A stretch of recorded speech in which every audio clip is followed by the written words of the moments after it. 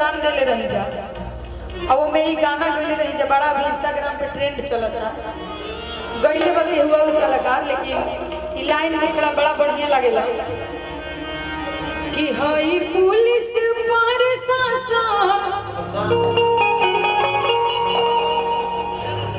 कि हई पुलिस पर शासन सरकार का करी हमर चाचा रंगदार का जवान हमर चाचा रंगदार का जवान का करी भाई पुलिस पर सरकार का करी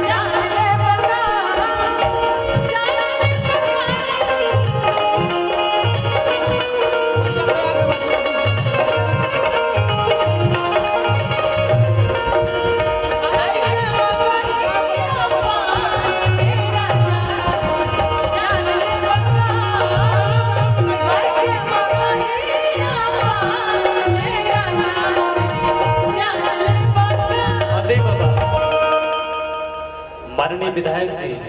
हमने के अभिभावक और हमने के अपना परिवार में माने हमने के परिवार के सदस्य परम आदरणीय श्री बच्चा जी पांडे चाचा जी से आग्रह करें कि आप 1 मिनट खातिर मंच पर आ जाए।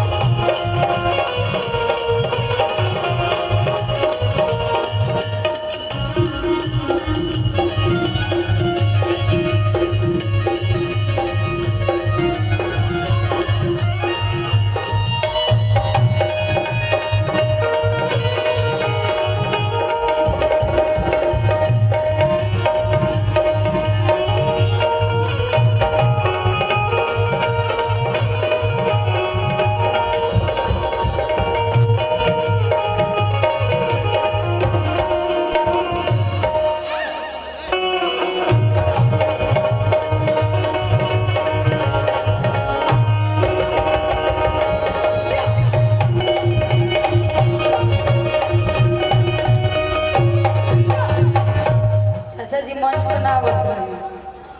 चाचा मंच पर ना आवत रहे लेकिन हमने के बुलाइए नहीं सुतल न धोनी के जगह देंगे कि नियम का बनावता अरे रास्ता छोड़ो मंत्री जी के गाड़ी आवता अरे गाड़ी आवता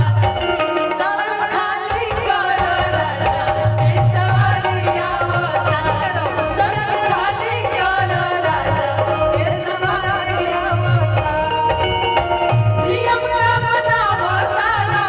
नियम का बनावता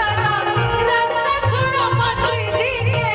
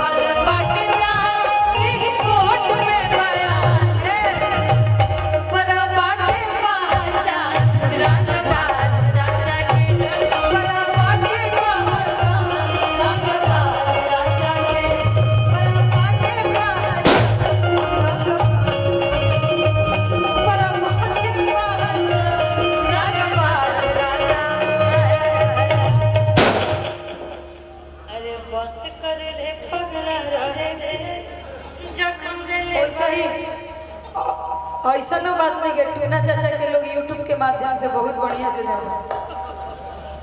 जाने तनु केहू कहेला कि टूना पांडे के हो तो पहले जा यूट्यूब पे गूगल पर सर्च कर लो के हो। अभी हमरा खुद कहने कि चाचा जी क्या होता कल से पहले गूगल कर लेते पता चल ना जाए।